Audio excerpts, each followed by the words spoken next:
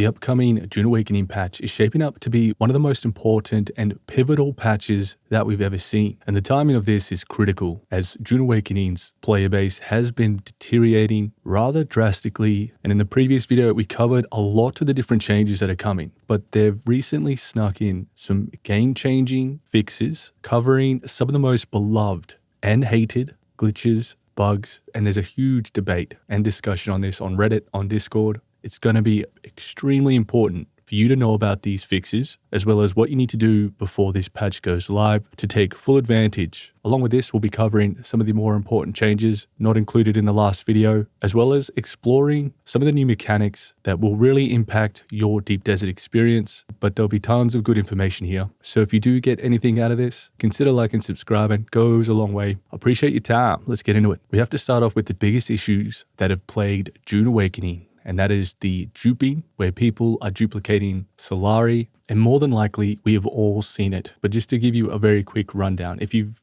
ever been in Arakeen or a Harko village and you see these people running back and forward to the bank, to the ornithopter pilot that takes you back to Haga Basin, and you get these bodies exploding, well, if you've ever seen that, those are for the most part pre-programmed automated Solari duplicating. And on some servers, for instance, like Harmony, the issue is so terrible that you have inflated prices unlike any other server. We're talking schematics going for a couple hundred mils, completely broken the economies on many of the popular servers. However, there are plenty of servers that are for the most part unscathed, and this issue has not been addressed for what feels like months. But coupling with the Solari sellers, Dupers, the economy on some of these servers are so far gone, it terrifies me, as I believe ultimately all our servers will get reset because of these issues. Let me know what you think about that on the comments, because a server wipe right now or anytime soon would absolutely destroy me and probably many other players. But coming back to the fix that's finally been implemented that will help reduce the Solari duplications within Arakeen and Harko village, and that is with a hotfix for the 1.2.00 release.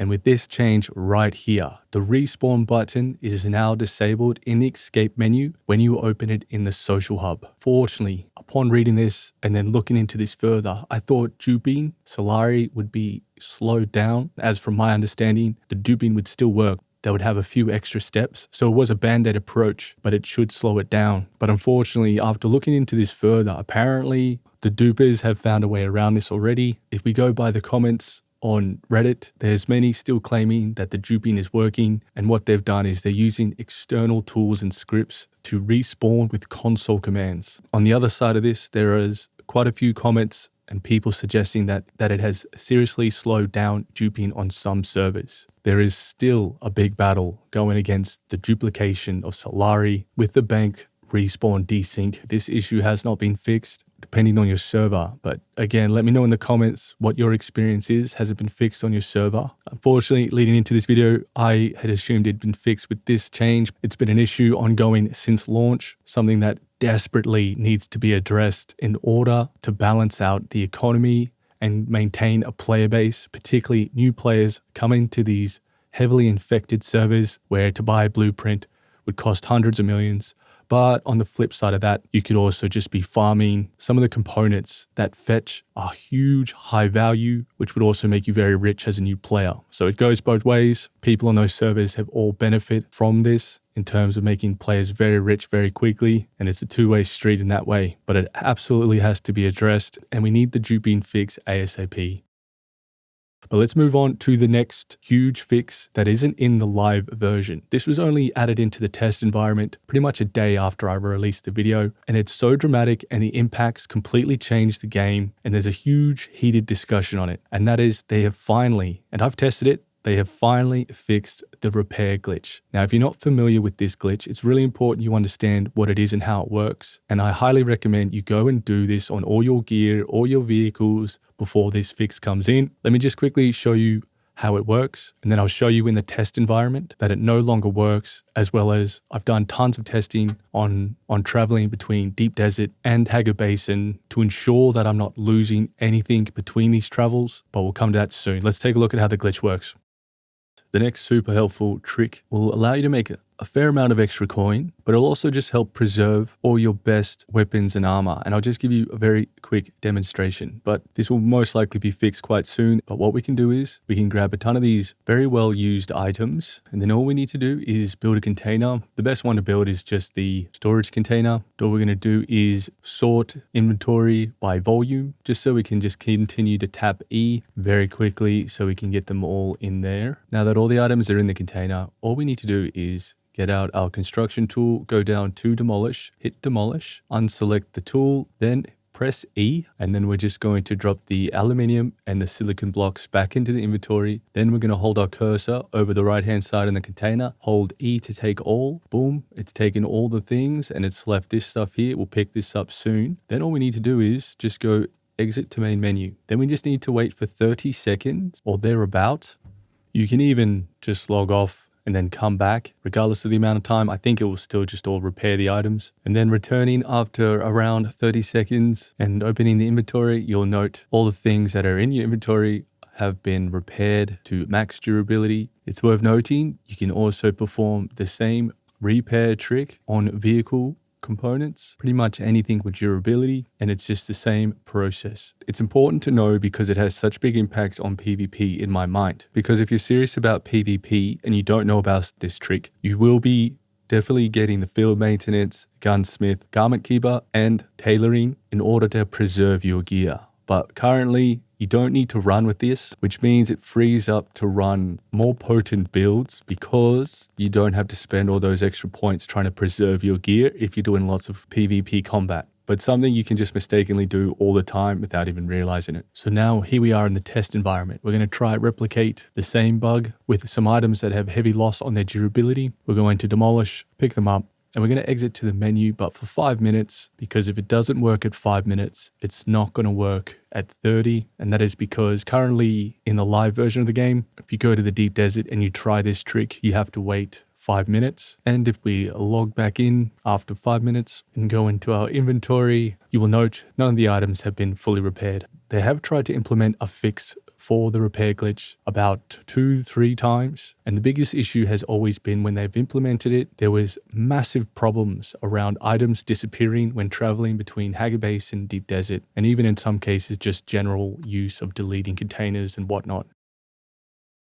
Now I've been testing this quite extensively, and at least from what I've tested, I've experienced no material or item loss, whether it be schematics, sand spice, titanium, as well as all the various components. None of those have gone missing. It is looking extremely stable, at least in my testing. Now, going off previous experience, there's very likely scenarios and unfortunate situations where you may lose material, but so far, this is the most reliable fix we've seen on the repair glitch. Now, if you weren't aware of this glitch, it has become so common, particularly in the PvP crowd, for the reasons we've already covered, that it's almost lore and canon, if you will. And this is where the huge debate sparks, as many people are frustrated with the current durability loss on items, because now for the first time many of us are going to have to be very mindful of the resource drain and the use of all the various items, as now we have full-on consequence, which is how it was always meant to be. As much as I hate to see this aspect of the game go away, I've really wanted this fix for the longest time because of what it will mean for the marketplace and overall how the whole game was designed. Some people are going to absolutely hate it, but the adjustment will be harsh because we're not used to it. But overall, once we get a good handle on the durability, and I'm going to make another video on this, going through how it works and when you should repair and what you should repair. Once we're acclimated, pricing and marketing of some of the schematics will drastically change, some being higher, some being cheaper, as overall, this will increase nearly all schematics availability drastically. But at the same time, players will be holding on to schematics, as you will need multiple backups in case you're eaten or just through the pure durability loss. The other thing this will do is it's going to make vehicle selling on the marketplace much more viable. As before, you could have a vehicle forever. Now you will be going through that durability loss, having to replace vehicles. And with the new recovery of the vehicles, having 15% durability loss, the vehicle market might actually exist now, as it will be, in some situations, much easier to spend money to get vehicle parts rather than putting time and effort into getting all the resources to craft them yourself. But it's very server dependent and we'll have to wait and see. But I've done some testing on the durability, so we're going to take a quick look at that. Now, what I recommend before we get into that is that we're going to need a couple weeks, if not maybe 1 month, to get enough feedback based on the current figures of durability loss for Funcom to tweak the values and either decrease the durability loss or increase it depending on the certain item. For instance, we know shields and batteries will always be some of the most heavily hit durability items. Of course, your suspensor belt and the welding torch will need to be replaced and repaired constantly. But the reason I'm going to be a little bit more hesitant on going out and spend a lot of time in deep desert, at least initially, is because I do believe there will be some sweeping changes to the durability system after a month or so, as initially there will be a huge backlash, people complaining and hating this new system, even though it was how it was always meant to be. We've just taken it for granted. We haven't had to interact with it or worry about it for such a long period of time. But because of this change, it will mean in many situations, people can't just respawn at PvP locations over and over again with no care in the world. And that's why I would highly recommend, if you do want to try PvP, go out and do it right now before this patch goes live. You can pretty much go and PvP as much as you want with no consequence or wear on durability, because after this, we will have to be much more mindful. And we can look at this situation and the durability loss at many different angles. In some instances, it's going to increase PvP a ton, and in other scenarios, it's going to reduce it.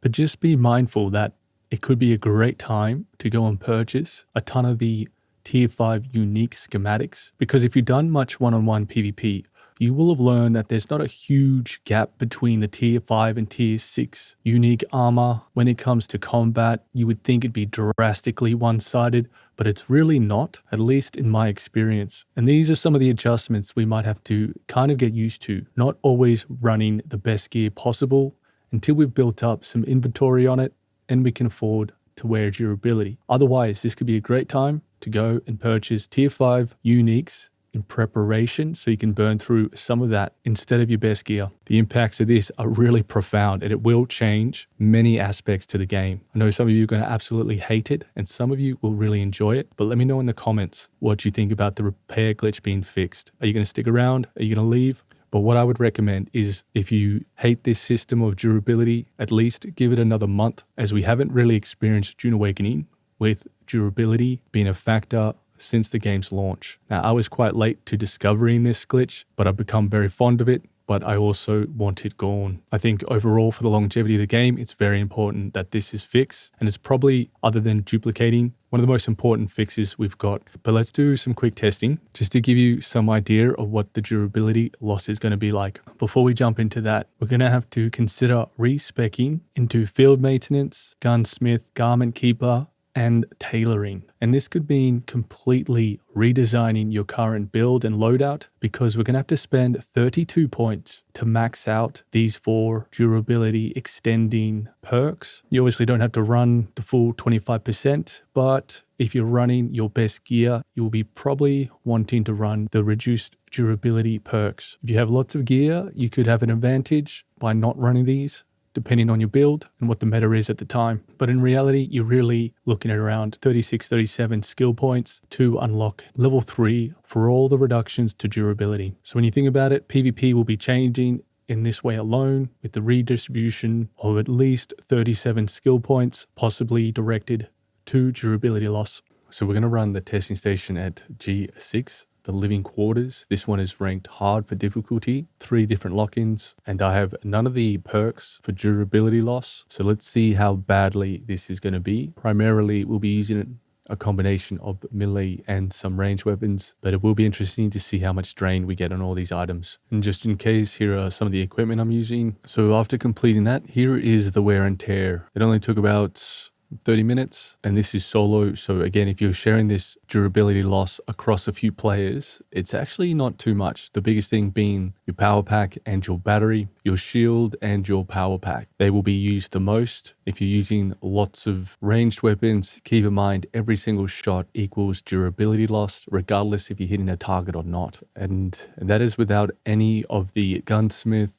field maintenance, tailoring, or garment keeper. So overall, not too bad really, at least in my opinion. If you're playing consistently for 8 hours doing research labs, if PvP, the large crash ships, it does feel like by the end of that, all these various items that take the grunt of the durability loss will be in need of desperate repair. But let me know what you think. Does this seem reasonable? But at least this gives us a very quick snapshot without even using the perks of what to expect for durability loss from about 30 minutes of constant gameplay, so somewhat of a baseline indication. Now the real problem becomes when we go to repair these items, because we've all forgotten how tremendous the resource sink is when repairing tier 6 items, because this might be one of the biggest points of contention with the removal of the repair glitch.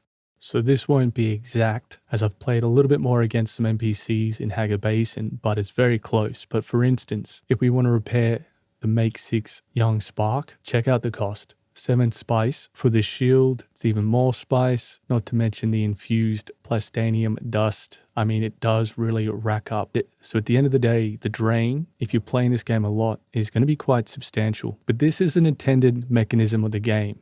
So maybe it does need to be kind of tweaked a little bit or reduced. But at the moment, we're going to have to sort of play for at least a month and wait and see how drastic it really is. As for the most part, the vast majority have been relying on the repair glitch. I know there's quite a few of you who haven't even touched it, so no difference to you guys, but this seems substantial, but probably also a good thing. But potentially the most punished players could be the solo players, but at the same time, you have very good access to medium spice fields and all the tier 6 resources and the recovery of vehicles.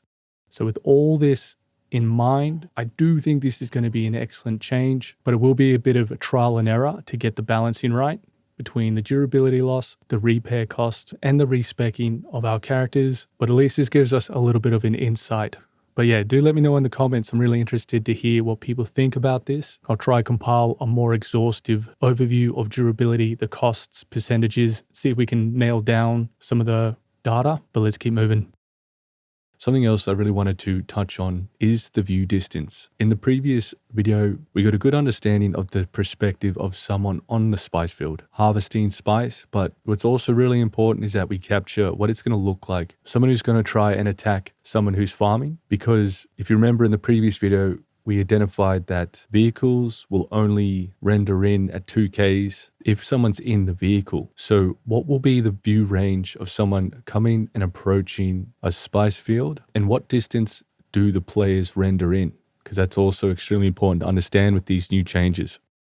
Just before we look at that, it's going to be important to understand that the people that are going to feel this change very, very quickly is going to be anyone harvesting out on spice fields, because they will always have someone in both vehicles, the harvester and the carrier. But again, they'll be guarded and you'll be able to see oncoming enemies from a mile away, giving you a much higher degree of chance of reacting in a defensive or an aggressive manner. But let's take a look at what it looks like from farming perspective. So what's really interesting about the current way it works in PTC is at the moment, we can still see the ornithopter, even though the character is outside the ornithopter and we're just going to pretend that they're harvesting. So because of this delay, you're going to have to be pretty careful because it still registers the 2K view distance in these scenarios. So when you're on a spice field, someone's going to spot you mining from an absolute mile away if they are already within the vicinity. We can see the ornithopter here. We can see the wings moving. The player is going to exit out of the vehicle. They've exited out of the vehicle, but we can still see the vehicle rendered. So if someone's in your vicinity within that 2K range and you land on a field, they're pretty much going to be able to fly in and hit you at that max range of 630, between 630, 680 meters,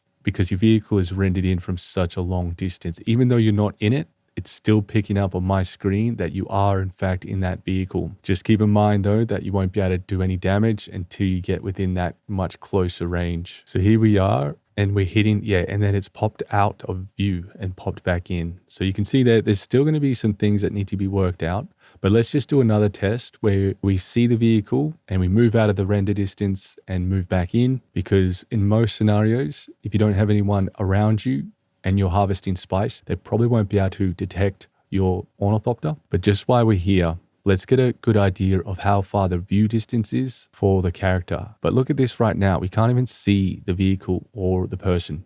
That is what it looks like when you're looking down at an actual player. We'll just see what the render distance is. Okay, so at the moment, 400 meters. We can still see them at 500 meters. We can't even see the ornithopter, which is crazy. So it is very close to 600 meters. And just checking, we're not on any server borders, so we can't pin it on anything about being between two different servers. Okay, so it looks like it's about, at least in this testing, we're at about 500 meters when he pops in. When he pops out, it's a little bit over 500 meters. Right there, it was 550 to pop out a render. But what is crazy about all this? The vehicle's not popped in. There's a vehicle right next to this character and you can't even see him right up until when is he going to pop in. So there is definitely some issues here. So that only popped in at about 200 meters. So I don't know, that's a bit confusing. So we'll just try one more scenario. So right now we can see the vehicle very clearly. It's flapping its wings. Okay, it still keeps the vehicle in the animated state, keeping the view distance, even though the player has exited their vehicle.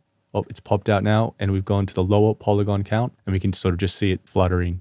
We'll move back further so we can despawn it from our rendered distance. But while we do this, let me know what you think in the comments about this new view distance change. To me, this seems like it needs to be tweaked, but I guess as we move forward, some of these issues will be ironed out. But I just think it's important to understand this because you might think you're invisible, but if someone's within your area, they're going to have such an advantage in terms of being able to hit your ornithopter probably before you will ever be able to lock on. But once again, you will be able to see the ornithopter coming from a mile away. So it does go both ways. I really think it gives a huge advantage to people mining now, because unless they see you land at that spot, you're not really going to render in at least until 500 meters. And in that previous test case, it was 200 meters for the original render in of the player. And then after that, it was 500 meters. So it is a little bit inconsistent, a little bit confusing. We're about to have the vehicle finally pop out and it sure is quite a long view distance. So the vehicle has finally popped out. We're about 2,000 meters away as expected. So now when we have the vehicle render into our view distance, we shouldn't see it for ages as there's no one in the vehicle. So it should be a bug in this scenario if we get closer and the vehicle is still fluttering and we're still able to see it. So in this case, we're in the 2K view and the other player can see me, but I cannot see their vehicle. So this is why it's going to be such a huge win for farmers, other than that scenario when someone does see you land and have your vehicle still in the render distance. But anyway, I just thought this stuff was interesting, something to be mindful of, but it does just stress the point now that getting ganked on spice fields should, in theory, be so much harder because you're going to have such a huge amount of time to react and get away. Because other than the spice field being able to be a big target, they're not going to see you on that spice field unless you jump in your vehicle from about 200-300 meters on approach. This is just from my testing. It may be not 100% like this, but this is a good idea or a good way to gauge how it's currently working. But again, let me know what you think about this. I think it needs to be tweaked a bit, but otherwise this is a huge win. It's really going to make combat way more interesting and strategic, as it's no more just completely geared towards getting missile bombed while you're harvesting. So while we're looking at ornithopters, it's well worth going into one of the other biggest nerfs that wasn't mentioned in the previous video to the Ancient Way. If you've ever done a lot of PvP, you will oftenly jump out of your ornithopter, quickly pocket it, switch to your Ancient Way, fire your Ancient Way, and then use your vehicle backup to throw down your ornithopter while you're in the air, jump back in your ornithopter, catch up to the other ornithopter if you need to, and repeat the process. Well, now without macros, basically cheating, if you will, you won't be able to do that. The reason you can't do that anymore is you can't enter your vehicle anymore while you have your backup tool in your hand or equipped. But just like when you have the construction tool equipped, you can't enter vehicles because of the multiple menus. The same thing now is a side effect of the new recovery system. We can't enter a vehicle, so we have the backup tool in our hand. We'll have to say switch to the Ancient Way, jump in the vehicle. The biggest problem is now is when you go to enter your vehicle, you always have to have another item selected. So let's say we have the Ancient Way. We get into our vehicle and now when we jump out, we're going to have to switch to the vehicle backup tool, then try pocket the ornithopter. And all this while the vehicle is dropping rapidly. So just as an example, I won't be able to pull it off. Some people might be able to pull this off, but I certainly can't at the moment, at least with this crazy 200 ping. So we're going to try jump out, switch to the backup tool, pocket the thopter, see if we can do it. It's going to be very quick. For whatever reason, it might be the lag. I just can't seem to pick it up quick enough. And in any case, once you've pocketed it, you will then have to switch to your ancient way and then try get the lock on and reload. So I don't know, this whole thing is a huge nerf to the ancient way and using it in aerial combat. My biggest fear with this is it's going to heavily buff putting players on top of your ornithopter and having a las gun or an ancient way. You'd have someone with an assault or scout ornithopter with boost. You'll have a player on top. They're going to be running around with the las gun or ancient way. It does mean the pilot of the ornithopter won't be able to do drastic countermeasures or anything too acrobatic within the air, but you probably might not need to with someone with those weapons. But it's hard to judge how this will work out as ornithopters do have a longer range now. Their missiles move much faster. So it's going to be very interesting to see where this goes. But that backup tool change means it's a huge nerf to the ancient way. Probably still can be done, but I'm really struggling to pull it off. Let me know in the comments if you think you'll still be able to do it and what this change will mean for you. Because to me, this is another huge nerf to the ancient way. One thing I can kind of see happening with all the changes to the view distance is that hopefully it will mean that when vehicles have rockets attached, particularly the scout ornithopter, that the speed won't have to be so nerfed to the ground. Because that view distance is so large now, perhaps we can have vehicles with rockets back to a more respectable speed. I could see that change being a result of these new changes, but we'll wait and see for that one. Another thing just to be mindful is they might have fixed starting up with some of these commands, because at the moment having a lot of problems in the test environment trying to launch the game where you skip the Funcom launcher and intro cutscenes. So do be mindful if you are having issues and you get a black screen or any troubles trying to start the game up and you have these launch options, make sure you remove them and then try start the game. It does seem like there's been something happening around this. Let me know in the comments if you know what it is and if you've been able to get it working when this update finally will go live. One of the other things I just wanted to correct from the previous video is they hadn't actually implemented this fix, but now when you try to restore your vehicle from the backup tool and it's an invalid spawn, your vehicle will display red. That's how it's meant to be. Just wanted to correct that.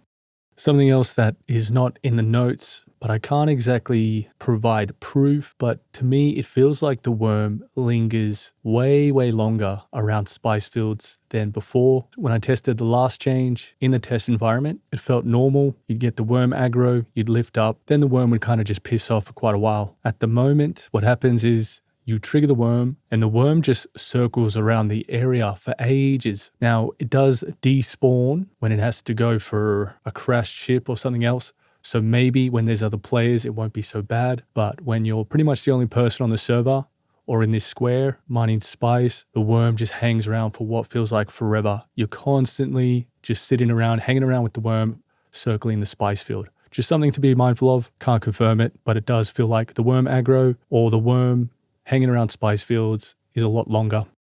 Another change I wanted to mention is they've adjusted the deep desert resource distribution. Now, unfortunately, I could not confirm if they've reduced the count of nodes in the PvE area. As for that, we would have to scan the live version as soon as the server restarts and then compare it to the same area within the test environment. But what we suspect and kind of assume is that they've lowered the amount of resource distribution within ARO or the PvE area, but we can't confirm that. So take it with a grain of salt, but it's definitely something worth noticing.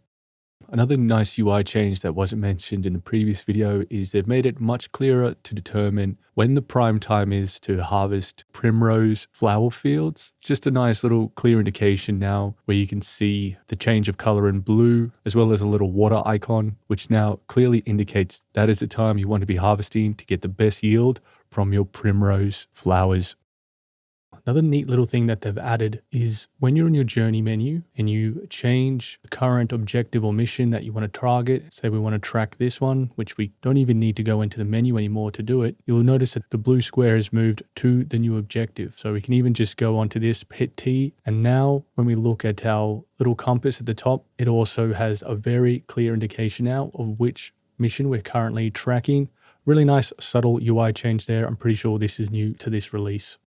One of the very important questions that someone asked in the comments in the previous video was, do you lose your uniques and your inventory when you use the recovery system? So here we are with an assault with the Hummingbird wing modules, Mark 6, and we've got some inventory. And here we are, we're going to find out. There goes the assault ornithopter. Now the inventory is dropped on the ground just like it normally would. So yes, you will lose the inventory, and the assault ornithopter is not displaying in the recovery tool, so that's very worrying. Well, I made a big rookie mistake. That ornithopter was not mine. So it's very, very important that you're 100% sure it was your ornithopter that you lost. Otherwise, it's not going to appear in your menu. But what's cool about this test is that the vehicle got destroyed in Hager Basin, and because the owner is in Deep Desert, the player in Deep Desert basically has their assault ornithopter teleported to them. But what is interesting is you must be in a PvE area or inside your own land claimed to drop the vehicle. Okay, so that actually eliminates the scenario of people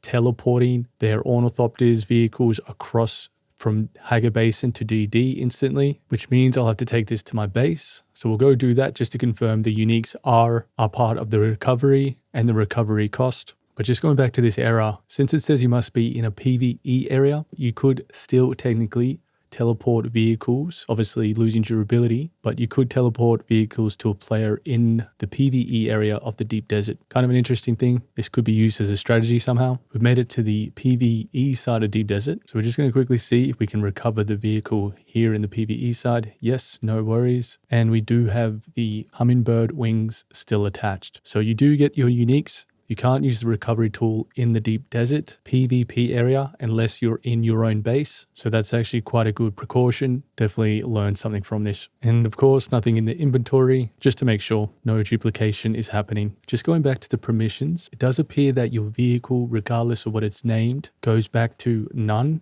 after being recovered. So keep that in mind. All these other vehicles, I'm pretty sure they were sacrificed last test. That's a completely different carrier. Well, the Sandcrawler wasn't changed to none. So I'm not sure, but do be mindful. Can be a bit confusing. If we quickly rename this vehicle to not none, then go find out, yeah, that confirms it. It does reset the name of the vehicle to none. Maybe that is only if you've renamed the vehicle to something else. So that kind of makes sense. Just something to be mindful of. You will have to rename your vehicles at the moment each time you recover the vehicle, as well as reset the permissions. The final thing we're going to quickly talk about is the respawn timer on labs and large crashed ships. For my testing, I would clear the lab and camp the chest, and the respawn timer would be a little bit more random than I thought. But in all cases, my timer was 1 hour and 45 minutes, but it would really depend. Sometimes I would have to log out, log back in, then the chest would pop up. So it's really hard to lock down the current behavior. And other players had reported that the chests in the labs in the PvP area would respawn at 1 hour and 25 minutes, but that might be either because they're at a different lab or because they were clearing the NPCs, which respawn every 8 minutes. So I believe they did re-clear the NPCs before the 1 hour and 25 minutes were up, which may bring the timer down. Otherwise, it's been very difficult to lock down. Testing the chest respawns is very, very time consuming. When it comes to the large crash ships, for me, they would only ever respawn at about 1 hour and 45 minutes, give or take. And that was tested across many different crash ships. And I did check quite a few times to see if it